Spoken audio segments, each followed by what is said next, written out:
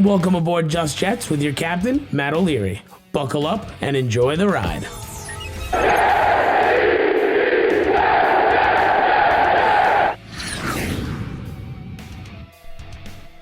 Hello and welcome to episode number 67 of Just Jets. What's going on? I am Matt O'Leary hanging out with you today. We are going to get into the New York Jets bonding at an Islander game. Things you love to see.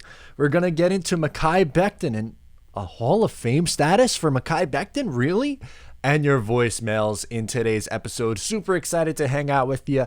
Let's take care of business first. How do you like the background for this video? Manscaped is our sponsor for today. Support for today's episode comes from Manscaped. Manscaped has the right tools to get the job done quickly, safely, and hygienically. And Father's Day is right around the corner, and you know you're going to have to get your dad a gift. So why not the brand new Lawnmower 4.0 or a fan favorite here at the Just Jets podcast, the Cologne, Refined Cologne. Absolutely love it. So I got you hooked up. 20% off and free shipping at manscaped.com with my promo code JETS20. You can pick yourself up something nice. Help support Manscaped, help support the channel, use the promo code, and get Dad a present he will never forget. So there you go, got the housekeeping out of the way. Excited to get into this episode. Actually, before we do that, just something on next week's show. So next week is Memorial Day weekend. It is also one of my buddies, probably my best friend's bachelor party. Over the weekend, we are going to the Poconos. Yes, everyone's vaccinated. Don't worry. We're going to be fine. It's going to be safe. It's going to be fun, all that good stuff. But that means Monday's episode is going to be delayed because I am not home in my studio. So what I am going to do, it's going to be a record on Monday, post on Tuesday for next week's show. And then we will return back to our normal schedule. So just wanted to get that PSA out there. So if you're looking for your fix on Monday, most people are off on Monday anyway, so maybe they're not going to necessarily be looking for the show. So I think it's going to work out for both sides. So 68 is dropping on Tuesday instead of on Monday. So let's jump right into it. Let's first talk about bonding. So Zach Wilson from the haters had this thing where, is he really a team leader? Well, he's young at 21 years old, which is tough for him to be a leader. But things you like to see is him taking initiative and hanging out with the rookies, which is awesome. We saw that spending time with Elijah Moore. We saw him, at rookie camp, obviously, and it looked like he was taking charge. But yesterday, we had Zach Wilson, Mike White, and a big chunk of the offensive line at the Islanders playoff game at Nassau Coliseum right here on Long Island. So most of the guys were in town, and the ones who were in town were able to go over to the game. And sure, we know the Islanders probably gave him tickets. Like, I'm not going to sit here and say that Zach Wilson's a diehard Islanders fan or any of these guys are, but it's just cool to see the, hanging out, bonding. That's what it's all about. We love that. Whether it's an Islander game, a Ranger game, Knicks, Nets, Yankees, Mets, doesn't matter to me. Just the fact that the guys were out there, hanging out is good stuff.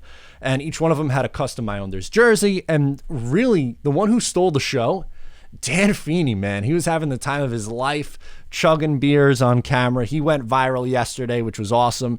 And I tweeted this and a couple of things. I'll share a couple of my tweets with you guys, or thoughts with it. Number one, Dan Feeney, someone I would love to hang out with, not necessarily someone I want starting from my football team. He seems like a load of fun, not a great NFL player. If he blocked as good as he chugged beer, he would be electric. And he looks so much fun too, with the mullet and the mustache. Really cool. Really seems like a really cool guy, just not someone I want starting for my team. And then for my Long Island folks, made a little joke. So there's a screen cap of both Wilson and Feeney celebrating after the Josh Bailey goal. So we know what Zach Wilson looks like. We know what Dan Feeney looks like. And if you're from Long Island, you'll get the joke. If not, you're going to have to put the pieces together. But I said Zach Wilson, Garden City High School, class of 2016. Dan Feeney, William Floyd High School, class of 2012, which William Floyd is in Mastic Beach. No hate to Mastic Beach, but one of my good buddies lives in Mastic. It was just a lighthearted joke, having fun. He got a good laugh out of it. Let's not get offended, please. Just a little Long Island humor for you guys if you're from Long Island.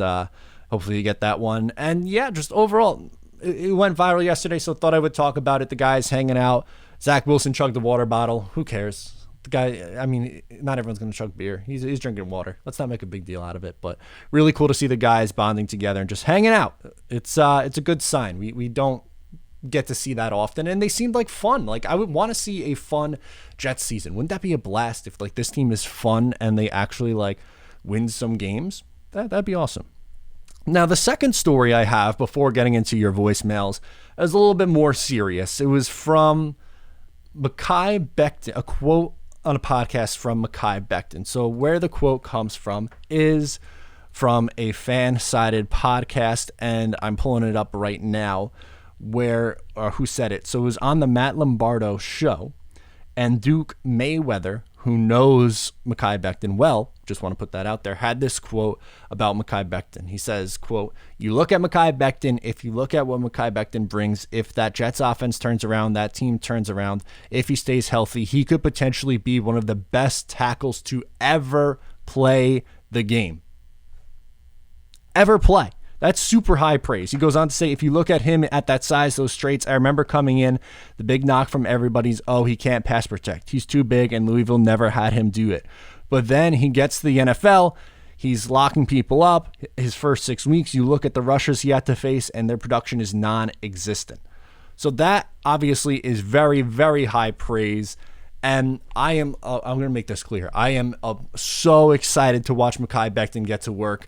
And you have Elijah Vera Tucker, someone who I believe is a Pro Bowl, potentially all-pro caliber talent at left guard next to each other. It's going to be fun, both those guys together for a while. And Mekhi Becton's rare. I think that's why Joe Douglas took the swing on him in last year's draft. That's what we were saying at the time of the pick. Most people thought Tristan Wirfs was the safe one. He went for the home run swing in Mekhi Becton, and through 1 year, it has absolutely worked. He was phenomenal. Him and Wirfs, both of them were really phenomenal in year one. Wirfs played on the right side. Mekhi Becton at left tackle was excellent. He was probably the best left tackle from last year's draft class. Wills, if I'm not mistaken, also played on the right side. Correct me if I'm wrong. And Andrew Thomas struggled early on, but then kind of got into his groove. So Mekhi Becton stepping in right away and being productive from day one was huge for this team. And if he becomes a Hall of Fame caliber left tackle, that is a beyond the home run. I don't have the words to describe what kind of meaning it would be for not only Joe Douglas, but for the Jets franchise. Because the most important offensive position outside of the quarterback is what? Left tackle. How he protects for his young quarterback. And in back-to-back drafts, you potentially got Mekhi Becton, your quarterback, and Zach Wilson. And then, oh yeah, by the way, he got aggressive because he had 1 million picks over the next 2 years and traded up to get the best left guard in the class. And we know what kind of impact left guard can have. Look at Quentin Nelson and what he's done for the Indianapolis Colts. So Hall of Famer, I am not ready to go that far. I just think that is extremely lofty expectations only after what did he play? 13, 14 games last year, whatever it was for the New York Jets. I hope he is. I pray that he's a Hall of Famer. That would be awesome, but let's just pump the brakes for a second and enjoy the ride. We'll continue to watch him develop, continue to watch him to play good football. I don't want to get ahead of ourselves here and let ourselves down. And I'm not saying don't be excited about Mekhi Becton. I'm just saying to put him in Canton, Ohio might be a stretch at this point in his career. Would it stun me if he was a Hall of Famer? No, because like we hear in the quote, he has size that we've never seen at the position. And if he stays healthy, he could absolutely be special. So I don't think it's crazy. I'm just saying, like, I don't want to get ahead of ourselves here in the process. But Mekhi Becton going into year 2 is someone I am extremely excited about to watch on the offensive side of the ball. And boy, is that rare, because the New York Jets for so long have been, they have some nice pieces, most of them on the defensive side, but very rarely it's like, I can't wait to watch this young player develop on offense. Who's the last one? Really, I got Sam Darnold, but it didn't go very well, as we know. So Mekhi Becton, Elijah Vera Tucker, Denzel Mims, Elijah Moore, go right down the list. Zach Wilson, all of them. Extremely excited to watch in 2021 and beyond, and as they continue to develop. So definitely going to keep an eye on Mekhi Becton this year, as I'm sure most Jets fans will be keeping a close eye on him. So with that, let's get into your voicemails now. First call of the day is from Ben in Jersey. Wants to talk about an underrated game on the schedule this year. What's up, Matt? It's Ben from Jersey. What up? So obviously the schedule came out last week, and I'm just going to talk about a game that I have circled on my calendar. Not really for significance of the game, but for how fun the game will be and where I think we'll excel. So I'm not talking about any of the divisional games. I'm not talking about the Sam Darnold game. I'm not even talking about Trevor Lawrence versus Zach Wilson. Okay. I'm talking about Week 8 at home against the Cincinnati Bengals, Ooh. which I have dubbed the Carl Lawson revenge game. Obviously, where I think we've improved the most out of this offseason is the pass rush for sure. We've added Carl Lawson, Sheldon Rankin, Vinny Curry, obviously we still have Quinnen, Foley Fatukasi, John Franklin Myers. I think this should be a game where we should blow out the Bengals and our defensive line should stand out the most. Because for whatever reason, the Bengals didn't really focus much on the offensive line. They got Riley Reed from the Vikings. They drafted Jackson Carman, but they passed on Penei Sewell, and I thought they were better options in the second round than Jackson Carman. Fair. So I'm expecting a big day for this Jets front seven. I'm not expecting like a 10 total sack game, but I'm expecting us to get a lot of sacks, and I'm expecting this to be a win because, hey, who needs cornerbacks when the quarterback can't even throw the ball into the line? And all I have to say is that Joe Burrow's got to take his ass off before this game because he's going to be hurting after this one. Love it. So that's just what I think is an important game for us. Let me know what you think, and as always, go Jets. Yeah, thank you for checking in with me, Ben. Absolutely agree. I think, this is you look at the schedule, this is a very winnable game for the Jets. I agree with you. I thought it was dumb that the Bengals went wide receiver instead of going with the offensive lineman. And Joe Burrow versus Zach Wilson is going to be a ton of fun. I can't wait to watch those two get after it. But you bring up a great point. The Jets' front four specifically, you mentioned front seven, but I'm just going to stick with the front four, is going to be wreaking havoc on teams this year. And ones that stick out, Carolina, I think they could wreak havoc on. Cincinnati's another one I think they could wreak havoc on. The Eagles is another team I think they could wreak havoc on. And I like that you brought up the revenge factor for Carl Lawson because what the Bengals did was they decided that he wasn't good enough and they went another direction at edge and paid a free agent instead of retaining their own guy who's younger and arguably more productive over a larger sample size outside of a 1-year outlier season for the other one. But I agree with you. I'm looking forward to that game for a few reasons. One, I think the Jets could win. And two, obviously, Burrow versus Wilson is going to be a huge, huge matchup. So thank you for calling in, Ben. Let's get to Travis in Ohio. He's up next. He wants to talk about the young roster. Hey, Matt! Travis from Ohio. What up? Hey, brother. I was just thinking about something and wanted your take. We got the youngest roster since I became a fan in 1985. And a rookie QB, rookie head coach, and offensive coordinator in a division with some really good talent with great coaching. That said, we could end up in the basement of the division again because that's where we live, and there will be growing pains in the adjustment period. You know what I mean, with the roster and the coaching. So, and that may not be a horrible thing. Don't get me wrong. I hope we go undefeated and win the Super Bowl. Of course. I mean, Jesus Christ, it's been since 1969, so that'd be awesome. But realistically, that's not going to happen. I mean, come on. So, if we're at least competitive in every game, unlike the past couple years, right, and get more than 2 wins while giving all the kids experience, and that'll give Broadway Joe Douglas even more ammo, you know? So it's kind of a glass half full, realistic Jets fan take. You know what I mean? So anyway, just win-win if we give everybody just a chance. Yes. And they're in games, and we aren't a laughing stock. So, anyway, love you. Go Jets. Bye. Thank you, buddy. Love you too, man. It's absolutely going to be a blast this year to watch this team because of the young guys. And as Travis is kind of saying, of course, I want the team to win every single game. But I'm not going to cry over wins and losses this year. It's all about development of young players. And then in 2022, that's when you should be having this. I don't know if it meant, like, I'm not saying fire Joe Douglas and fire Robert Saleh if they don't make the playoffs in 2022. I'm just saying that the expectation in the building should be for this team to make the playoffs in 2022 because the roster is going to look so different. They have another haul of draft picks in 2022, and going into that year, they should be able to get what? They have 4 picks in the first 2 rounds right now, and I don't think the Panthers are going to light the world on fire, so they should be, 4 relatively high picks. And the Seahawks, maybe they take a step back. Who knows what's going to happen over there? That's a very tough division, but you look at the Jets' schedule, number 1, the division, number 2. If this team wins 7 games, I'm happy. If they win any more than that, great. If they win 6 rather, then that could be potentially an okay year. Like I really think 5. We talked about it last week. I think even Travis called in and asked about it. I think 5 wins is the floor, and there are worlds where we could be happy with a 5-12 season if the offense looks good. If they are in games and maybe they're just losing because their corners can't hold up in the second half of games. I'm okay with that. I want to watch a fun team, put up points, have a competent offense, have a young roster that you can root for. No more Joe Flacco to Frank Gore up the middle, losing by 20 points. Like that's fun for nobody. So hopefully, if we get that and more than 2 wins, good shape. Absolutely in good shape as Jets fans. Next up is Tommy in New Jersey. He wants to talk about some of the division rivals and how he thinks the Jets are going to do against them.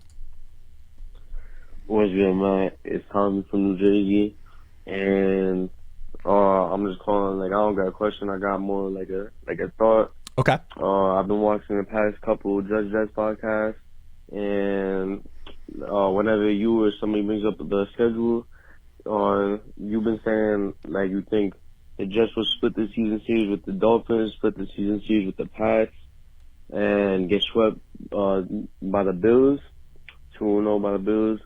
I don't think so. I think we probably don't beat the Patriots this year. I honestly doubt we beat the Patriots this year.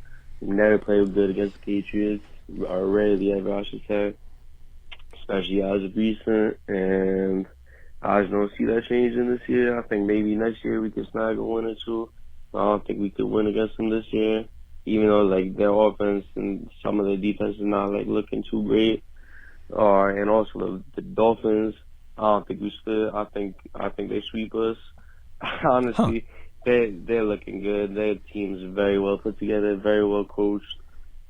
Basically, if Tua plays well, we're gonna get swept. If Tua doesn't play well, we might split the series. But if Tua plays well, their team is really good. I think they honestly. Nah, I'm not gonna say that because the Bills are the clear-cut division champ. I agree. But I honestly think we'll split the season series with the Bills. We usually tend to play pretty decent against the Bills, and I believe we play in Week 17 also. So yes. They're gonna clinch the division, I'm pretty sure, by then. So I doubt they're gonna start Josh Allen and maybe some other star players that they have, rest them up for the playoffs. I don't know. That's just my thoughts. I'd like to know what you think about it. Sure. I love the podcast. Keep it up, and go Jets. Really appreciate it, and I understand where you're coming from, to be honest with you. I had them 0-2 against the Bills, but if they were able to beat them in Week 17, because like you said, they rest the starters, similar to what happened at the end of the 2019 season, I wouldn't be surprised at all. If they're playing for one of the higher seeds, that's a different story, which I think they could absolutely be in the mix for that. I think them and the Chiefs are the 2 best teams in the AFC. The Browns not too far behind. Am I missing someone? No, I don't think so in my head anyway. So I think those, they could potentially be fighting for seeding at that point. So maybe not. I agree with you. I think the Dolphins are really well built. It all depends on how much you believe in Tua. If he takes a step forward in year 2, then yeah, they could probably sweep the Jets. But the one that I disagree with the most, I think, is the Patriots, because they should have beat the Jets. The Jets rather should have beat the Patriots in both times they played them last year. Really, if they had competent coaching and competent quarterback play, they would have won. It won in the first game, the night game, an awful Joe Flacco interception that basically turned into a punt, and they lost on a last-second field goal. And then in Week 17, they were winning that game and blew it because Sam Darnold threw 2 second-half interceptions. So if you have competent coaching, number 1, and quarterback play, number 2, I think you can win. And I know they've made a bunch of flashy moves in free agency this year, and I think they will be better. I think Cam will be better, or if Mac Jones plays, I think he could be okay. But I don't think it's to the point where they're the dominant Patriots anymore. I'm not saying I guess I'm somewhere in the middle. You have some people who are like the Patriots team without Tom Brady is completely cooked. Don't give him any credit in the world. And other people who are still like, this is the same team that we saw from 2001 to 2019. And I guess I'm somewhere in the middle where I do think they still deserve respect, but I think the Jets can hang with them, as we saw last year with a much worse Jets team. And sure, the Patriots were worse last year too. And I think they play better this year. I think there may be a 9-win team, let's say, for them. It's a little bit different if I'm the New York Jets. So I am confident that they could beat the Patriots once. It would not shock me if they only had one win either against this division. It's a very tough division, but we'll see how it shakes out. I think you're being a little critical, but I understand it, Tommy. I really do. Vinny from Peak Skill is up next. He has some Chris Herndon numbers for me. Hey, Matt. It's Vinny from Peak Skill. I just called, so forget that last one. My math was wrong. But I just saw your Chris Herndon video, and I totally agree with you. Okay. And I have the correct math to back it up. So I have the averages for tight end production in the league last year, the average of tight end production by Adam Gase over the last 5 years, Yep. and the average tight end production by tight ends under Shanahan and LaFleur over the last 5 years. Okay. So last year, tight ends in the NFL averaged about 226 yards per game. I mean, season. Per season, okay. In the season. And in the 5 years under Adam Gase, tight ends averaged about 116 yards a year. Yikes. Low. That is absolutely pathetic. That's 110 yards below average.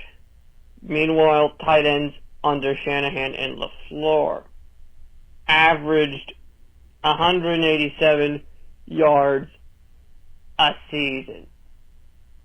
And I know that's high because most of that is George Kittle. But even if you were to take out Kittle, it's still a significant number. So it's still below average, though, right? So 226 and 187? It wouldn't surprise me to see Herndon bounce back with the proper coaching and such. So I totally agree with you. In fact, I'll probably send you my math. I'll send you the average of what it is with Kittle taken out of the equation, just to show that it's still better than Adam Gase. True. But that is all, and go Jets. We will absolutely take an upgrade over what Adam Gase has given the New York Jets over the last couple of years, especially at the production from the tight end, because he hasn't used them. I fully expect the point remains the same, even with those numbers. I think Herndon's going to be better, and I think the tight end room overall is going to be better. And I'm excited for Kenny Yeboah. I really am. I think he has a legitimate shot to be a pass catcher in this offense. I'm not saying he's going to turn into this 500-plus yard receiving tight end, but to spell Chris Herndon having a second tight end who can catch, and Croft is or Croft, however you say it, is the blocking tight end with Trevon Wesco as a fullback / also another blocking tight end, then I think you're in good shape. I really do. And I'm excited to see what Herndon could do in 2021 because I think he has talent. I think he checked out a little bit last year, and maybe mentally he has to get a little bit better. But ultimately that there is still some talent. I understand the drops, I get it, but I'm still holding on to my Chris Herndon stock for at least one more year. And then if he's bad this year, then you cut bait, you move on. He's on a cheap rookie deal still at this point. You're fine. Jeremy from California is up next. He's got some thoughts on Elijah Moore. Hey Matt, this is Jeremy calling Sacramento. Hey, I just wanted to know if you heard about Elijah Moore. I read something that when he was a freshman, they played him against South Carolina, and he put up. Somebody got hurt. He came in and he put up 126 yards, 11 receptions, and they say it was J.C. Horn responsible for him. I don't know. I didn't see the highlights. I haven't been able to find it yet to confirm whether or not J.C. Horn was covering him that game. But I just wanted to know if you knew about that. That sounds kind of exciting considering where Horn went in the draft and the kind of cornerback he is. Also, I'm just thinking that I don't know if you agree, he might be amazing, unbelievable, and he's going to blow us away. But because just the way the Jets are set up with all those weapons, I'm imagining it's going to be hard for him to show it in numbers, possibly. I just wanted to know what you think is realistic with the numbers, even if he turns out to be one of those special receivers. Do you think he's still, based on the way our offense is structured around the run and so many targets, what do you think realistically his numbers could be, no matter how special he is? Just curious. All right, thank you, Jeremy. Appreciate you checking in. And I think in year one, I agree, maybe temper expectations. I think you could still be like a good receiver, but maybe like a Denzel Mims-like production, or maybe a little bit more. I think he plays all 16 games. I'm going to put him at between 400 and 600 receiving yards. That's the thing. It's hard for me to gauge because, like you said, they have so many weapons, and I don't know who's going to get favored. I would assume that the top three targets in terms of receiving is going to be Davis, Mims, and Crowder in the slot, but I think Moore is going to be utilized kind of in a bunch of different packages, like line him up in the backfield, give him jet sweep kind of things, and use him kind of all over the place. And, eventually down the line, if he can put up 900 plus receiving yard seasons, over 1,000 yards, would not be stunned at all. I think he is that good, and he can put up, wide receiver one like production from the slot, from outside, from in the backfield, all that kind of stuff. But in year one, I agree with you, especially with Crowder in front of him, with Corey Davis in front of him, and I would assume Mims is as well.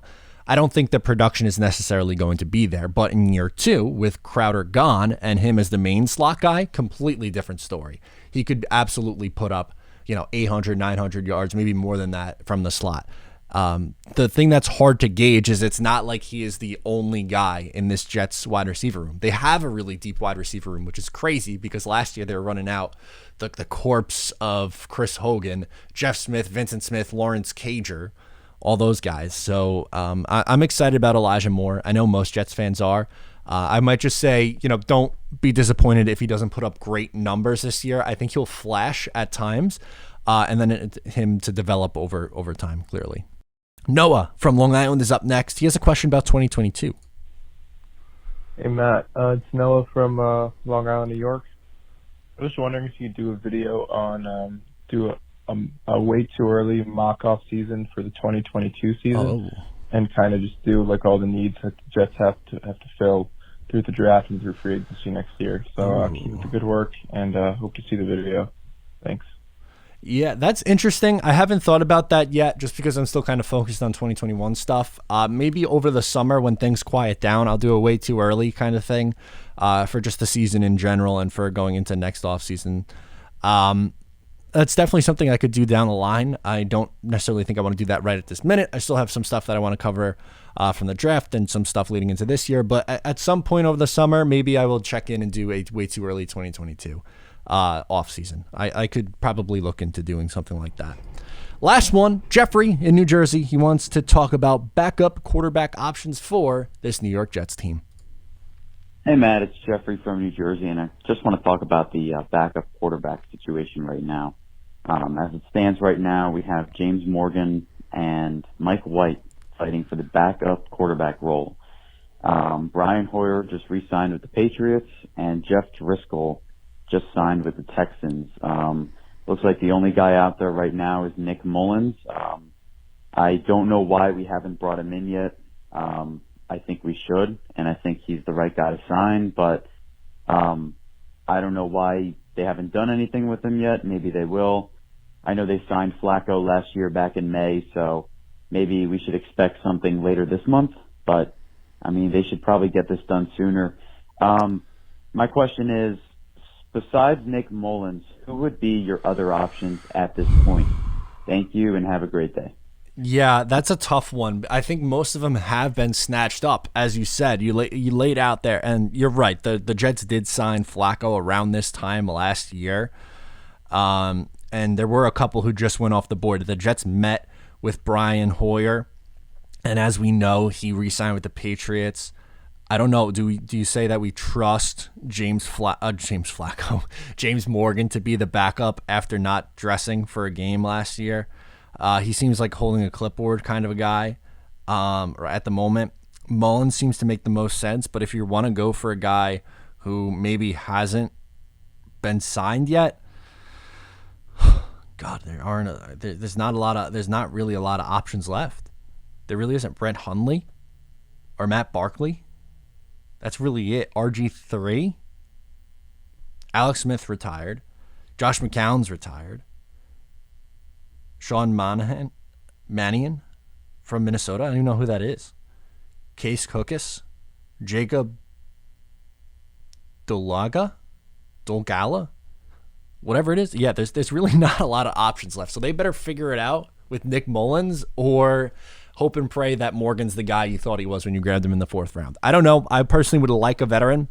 And like with Mullins, he played in the San Francisco offense. Like, wouldn't it make sense to bring him in? What do I know, though? So I agree with you, though. I think they have to have a veteran in here. It just makes too much sense to not have a veteran in here. So that's going to do it for me on this episode. Reminder that next week, episode 68 is going to be coming out on Tuesday instead of Monday because of Memorial Day weekend, and I will be at my buddy's bachelor party, hanging out, having a good time safely, all that fun stuff. So hope you enjoyed this episode this week in episode 67. Follow me on social media at Matt O'Leary NY. Don't forget to subscribe, whether you listen here on the YouTube channel or in the podcast form. Spread the word, spread the love. Absolutely appreciate it. Thank you so much for tuning in. I'm Matt O'Leary, and I will talk to you next time.